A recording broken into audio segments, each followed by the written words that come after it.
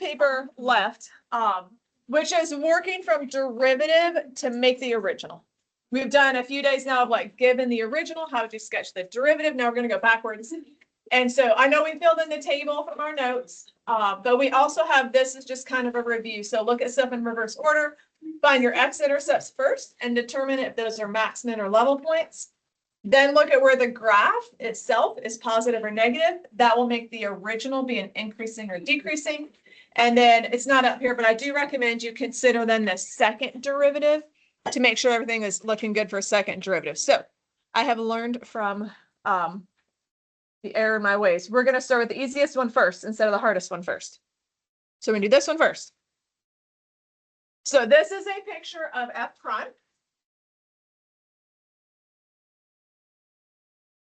And then we're going to try to figure out how would we sketch the original from f prime. I do recommend you do the number line just so you get an idea of what the number line would look like. So there's an x-intercept here, here, here, and here. So I'm just going to line up directly below that, the x-intercepts. And then remember, your number line has a double meaning. It has a meaning on the derivative and a meaning on the original. The meaning on the derivative is like the location of the graph, positive, negative. So my graph starts out above, then below, then above, then below, then above. And so that's me showing that on the derivative, my values are positive, negative, positive, negative, positive. And then at each of these points, my slope was 0. And now I have to interpret that for the original. Okay, so I'm saying, I saw someone with a confused face. So slope is 0 means like the y value there was 0. Because the derivative is like a graph of your slope. Okay, so then how do I interpret that into the original? So for plus 0, negative, that's going to be a maximum point on the original. Because that means the original is going to go increasing, horizontal, decreasing. And then for the negative 0, positive, that part's going to be a minimum on the original. And then positive 0, negative is a maximum. And then negative 0, positive is going to be a minimum. You will not have any way to determine how high or low the maximum or minimum points are. And so I'm just going to sketch points that are kind of low or kind of high with it, like in my mind, just a generic y value without a specific y value. I'm going to make a maximum, then a minimum, then a maximum, minimum. So corresponding with these points. So I'm going to put a maximum, I'm going to put it up here, and then a minimum, say down here, a maximum up here, minimum down there. I don't know how high or low to make those maximum or minimum values, but I just know I have to make those high and low points. And then when I connect these together, I have to connect this as a maximum, minimum, maximum, minimum.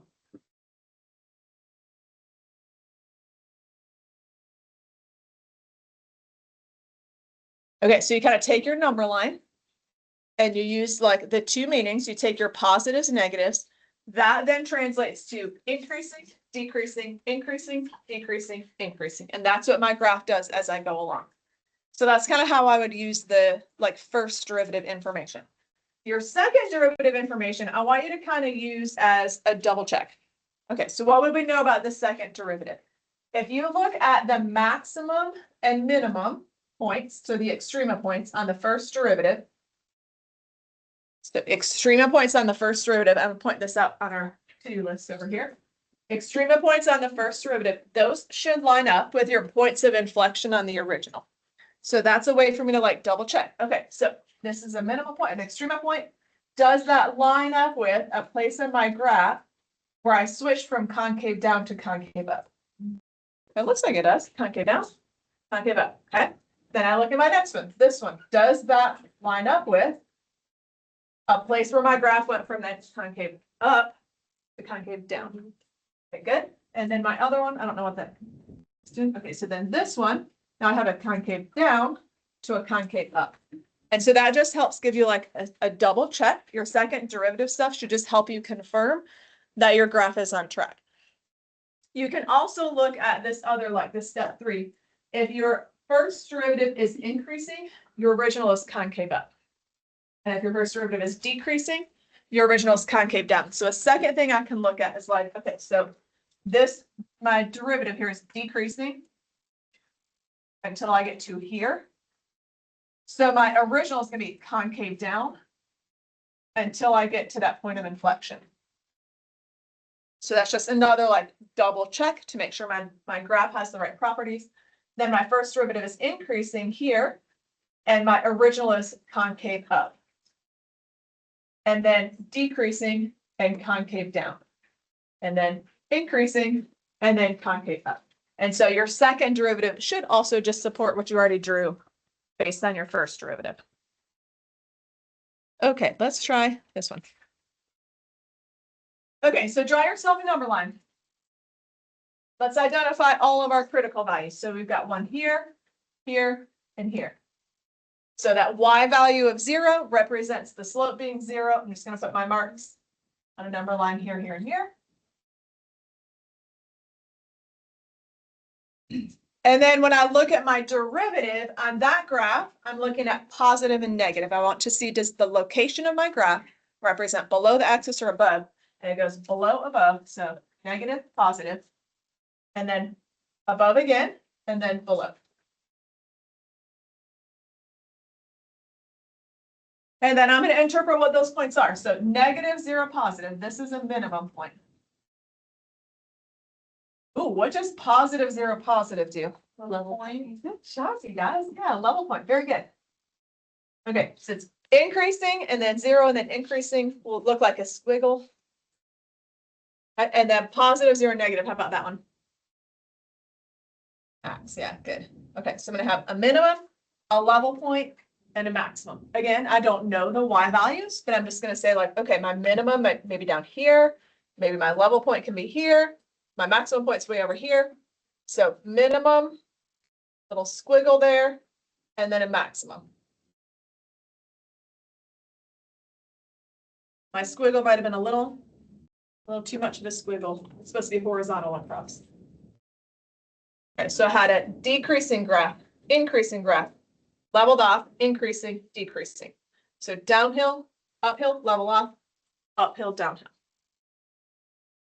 Then I'm going to go through and check my second derivative stuff. So I'll look for the max and mins on the derivative, which is here, here, here, here. And I want to check to make sure that those line up with points of inflection on the original, the one that I just drew. So does this line up with a point of inflection? I'd say, yeah, pretty close. Oh, this is an interesting one. That is a point of inflection because it goes concave down to concave up there. So that worked. That looks good. Okay, then down here. Okay, so that's my graph is now starting to turn downwards. Ooh, and then this is an interesting spot. I'm gonna have to make a small correction. So this right here, to line up with a point of inflection there, I need to make it look clearly like my graph is changing to a concave up. Whoops. So I would have just like made my little correction there. Again, like the concave up, concave down. Second derivative stuff just helps me like confirm my graph, and my graph just probably needed to show a little bit of a curve at the end.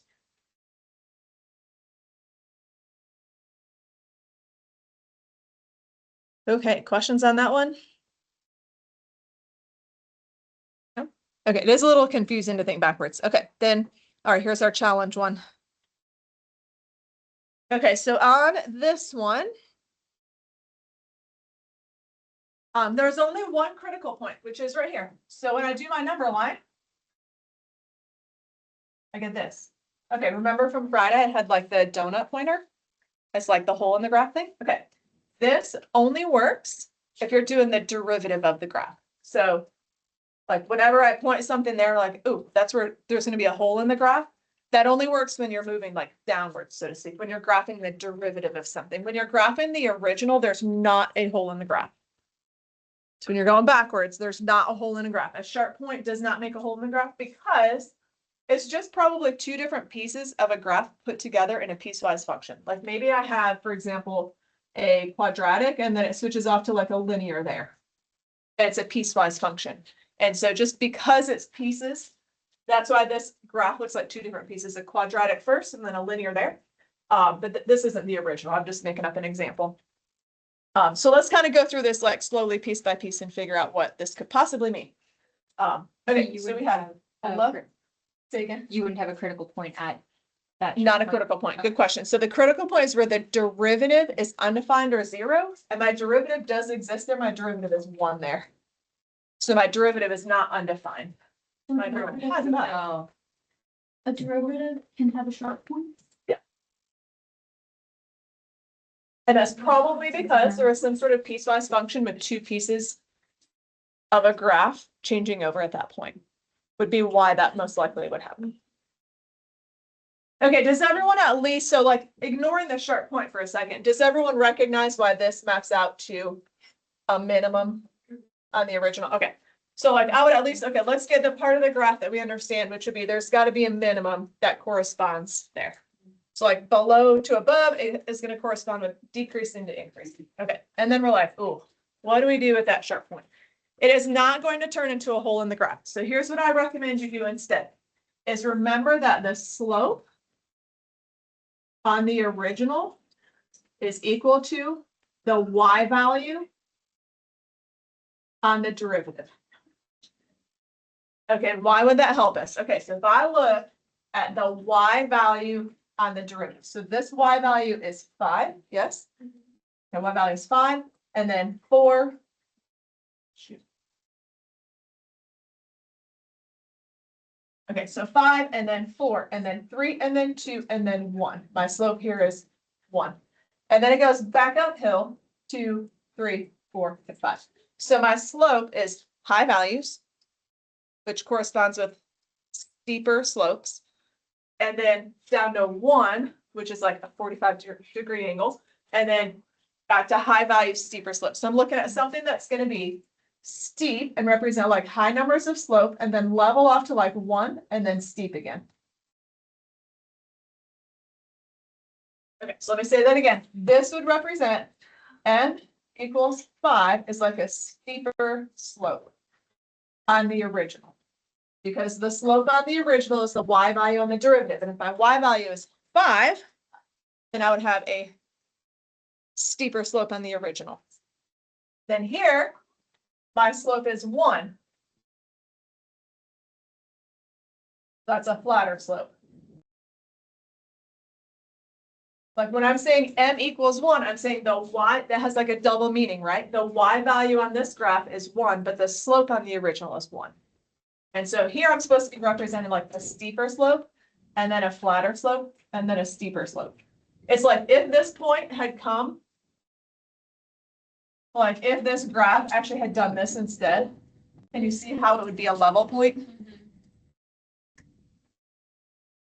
Like if the graph had come all the way down and hit the x-axis and gone back up, that would be a positive 0 positive, which would be a level point. It's just this one didn't go all the way down, so it doesn't fully level off. It's like kind of going towards a level point, but oop, just kidding. No, I'm not. Like just going to a slope of 1, not a slope of 0, and then back up. Yes, question. And so that wouldn't be like that same part, it would not be like a straight line, right? It would just kind of curve. It would not be a straight line, it would be like a quadratic. So it's kind of like this part, the antiderivative goes to part of a cubic. And then this part, the antiderivative goes to part of a quadratic. So this was like a cubic and a quadratic kind of added together. So like maybe this was starting to go like level off for the cubic, and then they were like, no, we're going to switch over to the quadratic. Okay. That's a hard one for sure. Hard one for sure. Okay, that is your notes for the day. What we're doing in class today is we're working on an assignment. It's due tomorrow, but I'm hoping you can finish it today. A lot of people have finished it today. If you stay focused, you should be able to finish today. But I'm going to go through the first one with you. So let me take like just a few seconds to get this handed out. In the meantime, I want you to clear your desk off. You just need this and a piece of paper. You don't need a calculator, you don't need a computer. Like clear your workspace. Like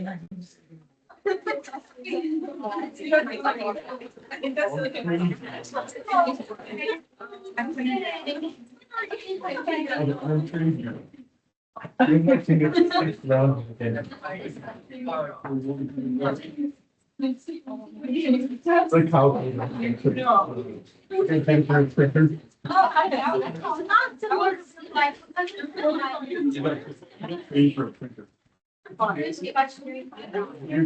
He's like a second place.